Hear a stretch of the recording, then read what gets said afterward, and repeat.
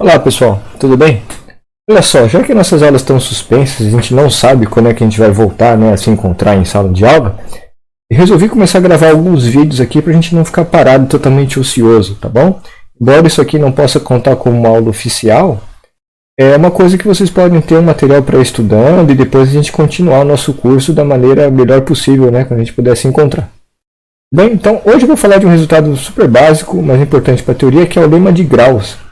Ele fala que quando tem uma sequência de extensões, tá, finitas, o grau da extensão maior ele é multiplicativo, muito parecido com a multiplicatividade dos índices de subgrupos, né, de teoria de grupos. Então vamos lá. Qual que é o lema de Gauss? O lema de Gauss afirma o seguinte, vamos aqui para o enunciado. Esse lema aqui sai em inglês porque eu não quis configurar o LaTeX para o português, né? Então ficou assim mesmo, dane-se, ninguém se importa. Olha só, vamos supor que eu tenho uma extensão MLK de corpos, tá bom? E essas extensões são finitas, tá bom? Com os graus aí de M sobre L e L sobre K iguais a M e M respectivamente, tá? Então, mais explicitamente, eu vou dar bases A1 a N e B1 BM, tá? De M sobre L e de L sobre K. Qual que é a afirmação do lema? A afirmação do lema é que todos os produtos, todos os N vezes M produtos A e BJ são uma base de M sobre K, da extensão do maior para o menor. Bom? Então, em particular, isso implica que o grau da extensão de M por K é o produto N vezes M. Tá? Vamos ver a demonstração e uma aplicação desse resultado. Tá? A demonstração é o seguinte, eu quero provar que um certo conjunto é uma base, vamos mostrar que ele é um conjunto gerador e um conjunto LI. Eu primeiro vou mostrar que o conjunto é gerador. Todos os elementos dessa forma geram M sobre K. Tá? Então, na verdade, isso é muito simples. Cada elemento de M é uma combinação linear sobre L de A1 até a N. Por sua vez, cada elemento de L é uma combinação linear de B1 até Bm sobre o corpo K.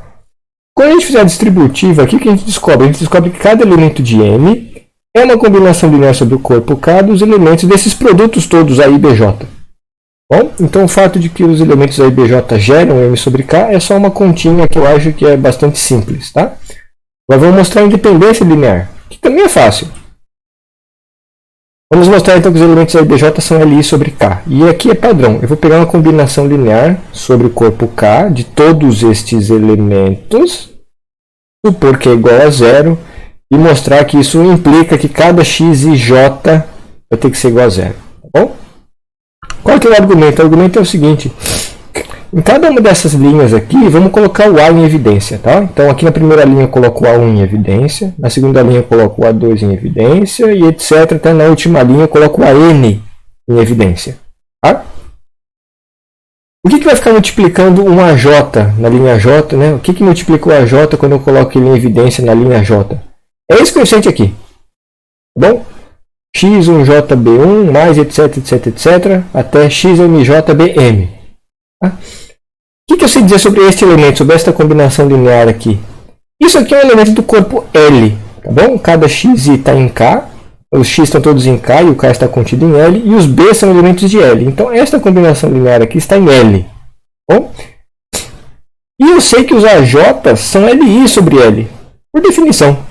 Bom, então, quando tem uma combinação linear dos AJs, todos os As, e eu sei que os AJs são Li sobre L, a minha conclusão é que cada um desses coeficientes aqui tem que ser igual a zero, para J variando de 1 até N. Tá bom? Bom, e agora acabou. Porque esta combinação linear aqui é a combinação linear dos BIs com coeficientes em K. Só que os BIs são LI sobre K. Então, cada um desses coeficientes aqui vai ter que ser igual a zero. Bom, então, isso mostra a independência linear. Mostra que é uma base. Então, o lema de Gauss está provado. Agora, vamos ver um exemplo relevante aí, com algumas continhas legais para a gente fazer. Primeiro, então, o que nós vamos trabalhar agora nesse exemplo é esta extensão. Tá? Então, aos racionais eu junto a unidade imaginária I, a raiz quarta de 5, e eu vou olhar isso como uma extensão dos racionais, tudo bem? Então, primeira coisa, a gente vai calcular o grau dessa extensão. Tá bom? Então, a gente vai usar o lema de Gauss. Ótimo. Né? Então, pelo lema de Gauss, como é que eu posso construir essa extensão do Q, no qual eu juntei o I e o raiz quarta de 5. Eu vou pegar assim, a extensão intermediária que eu vou colocar aqui, por exemplo, é o Q raiz quarta de 5. Bom? Então eu tenho uma extensão aqui do Q raiz quarta de 5 sobre Q. Depois que eu juntei o Q raiz quarta de 5, eu ainda junto o I. Tá? Então, pelo lema de graus, eu tenho que multiplicar o grau dessas duas extensões. Eu vou calcular o grau de cada uma delas separadamente e aí multiplicar. Tudo bem? Qual que é fácil?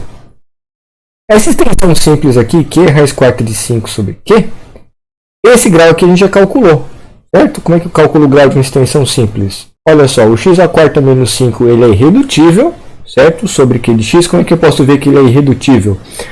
É só usar o critério de Eisenstein com primo 5, tá bom? E depois usar o lema de Gauss, não de graus, né? Usar o lema de Gauss, então esse polinômio vai ser irredutível sobre o Q de x. Como eu tenho um polinômio irredutível sobre o Q de x, do qual o raiz quarta de 5 é raiz, pronto, esse é o polinômio minimal, o grau do polinômio é o grau da extensão. Então, este grau aqui é 4. Legal? Agora vamos calcular esse grau aqui. Tudo bem? Então, eu vou achar um polinômio sobre Q raiz quarta de 5, do qual o I é raiz. Bom, é fácil, é o x ao quadrado mais 1. Tudo bem? Eu achei um polinômio que tem o I como raiz e que está nesse corpo aqui, coeficientes nesse corpo. Tá? Mas eu não sei se o x ao quadrado mais 1 ele é o minimal de I sobre o corpo Q raiz quarta de 5. Eu sei que ele é o minimal sobre o Q. Tá bom? Então, mas como eu já achei um polinômio de grau 2, do qual o I é raiz, eu sei que o polinômio minimal de I sobre esse corpo Q raiz quarta de 5 tem grau no máximo 2, 1 ou 2. Tá bom? Então vamos assumir que esse grau é 1. É claro que o grau não pode ser 1 do polinômio minimal, porque se o grau fosse 1 do polinômio minimal, isso ia implicar que o I pertence ao corpo Q raiz quarta de 5, mas isso aqui é um subcorpo dos reais e o I não é real. Tá bom? Então, esta extensão aqui do QI raiz quarta de 5 sobre o Q raiz quarta de 5, etc., esse grau aqui não pode ser 1, portanto é 2. Tá? Então, o grau dessa extensão aqui é 8. 2 vezes 4, 8. Perfeito?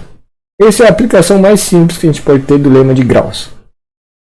Vamos continuar a explorar esse exemplo. Tá?